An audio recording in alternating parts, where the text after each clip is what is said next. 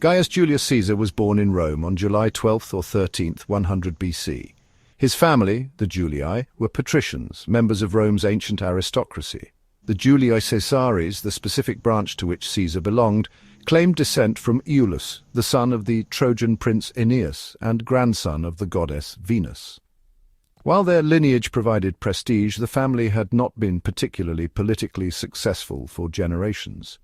Despite their aristocratic heritage, the Caesaris were not particularly wealthy. Caesar's father, also named Gaius Julius Caesar, held the position of praetor, a high judicial office.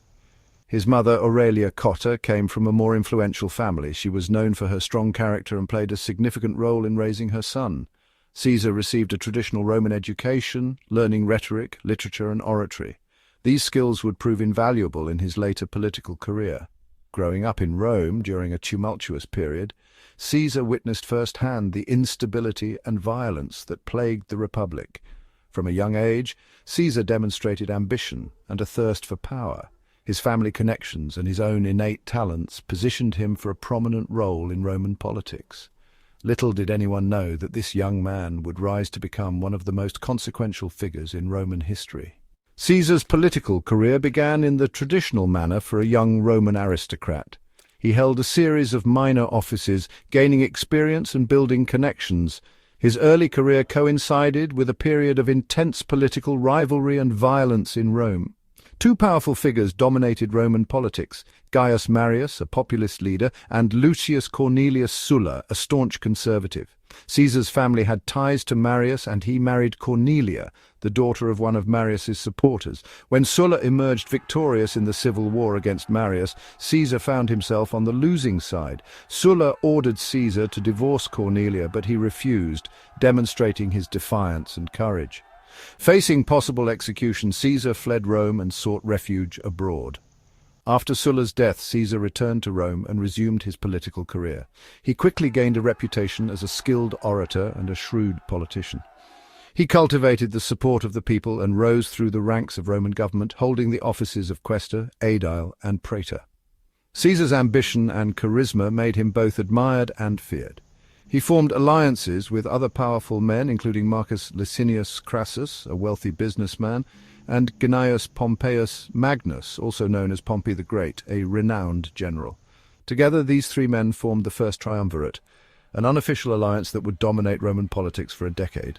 While Caesar's political skills were undeniable, it was his military prowess that would truly elevate him to legendary status.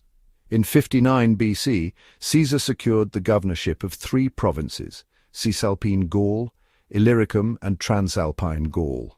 This appointment would prove to be a turning point in his career, providing him with the opportunity to amass wealth, power, and military glory.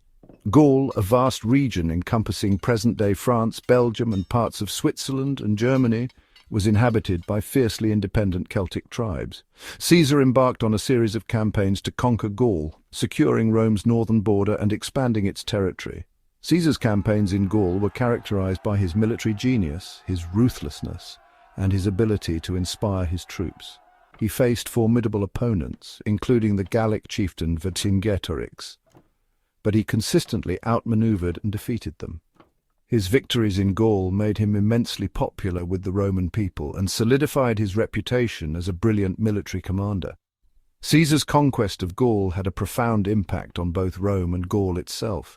It expanded the Roman Republic to its natural borders along the Rhine River and brought immense wealth and resources into Rome's coffers.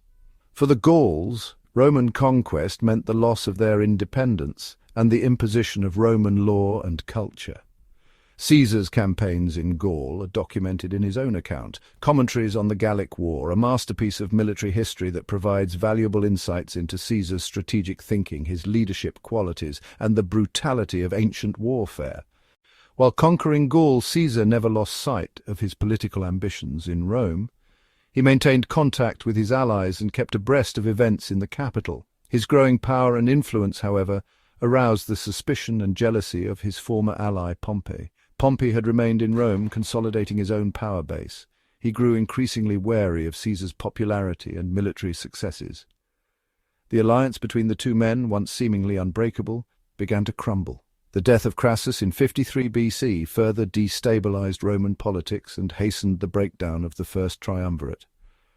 With Crassus gone, the rivalry between Caesar and Pompey intensified, pushing Rome toward the brink of civil war. Caesar knew that returning to Rome as a private citizen would leave him vulnerable to his enemies. He demanded that the Senate allow him to stand for the consulship, Rome's highest office in absentia, meaning without being present in Rome. This was a highly unusual request, and the Senate, influenced by Pompey and his allies, refused. Faced with this ultimatum, Caesar made a fateful decision. In 49 BC, he crossed the Rubicon River, the boundary between his province of Cisalpine Gaul and Italy proper. This act was a declaration of war against Pompey and the Roman Senate. The crossing of the Rubicon ignited a fierce civil war that would shape the future of Rome. Julius Caesar's forces swiftly advanced south, capturing key cities and rallying support from various factions. The Senate, led by Pompey the Great, scrambled to mount a defense. Caesar's military genius was on full display as he outmaneuvered and outwitted Pompey's legions. Yet the war was not just a series of battles, it was a clash of ideologies and ambitions.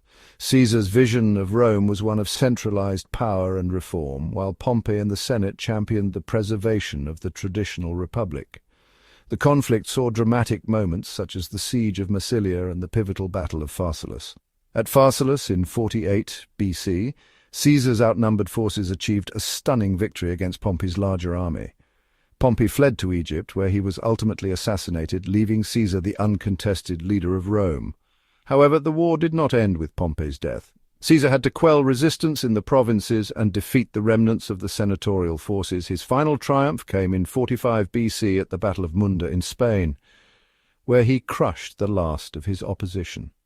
With the civil war over, Caesar returned to Rome not just as a victor, but as a transformative figure.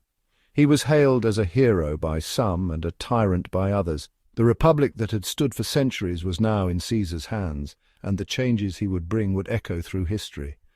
With the civil war behind him, Julius Caesar returned to Rome as a hero to some and a dictator to others. His ambition now turned to reforming the republic, which he believed was in dire need of change. In a flurry of activity, Caesar introduced sweeping reforms. He restructured the debt system, expanded the Senate, and initiated major construction projects. His policies aimed at reducing unemployment and extending Roman citizenship to more people. Yet, with every reform, Caesar's power grew, and so did the unease among the Roman elite. Many senators feared that Caesar aimed to dismantle the republic entirely and install himself as a monarch. The tipping point came in February 44 BC, when Caesar was declared dictator for life.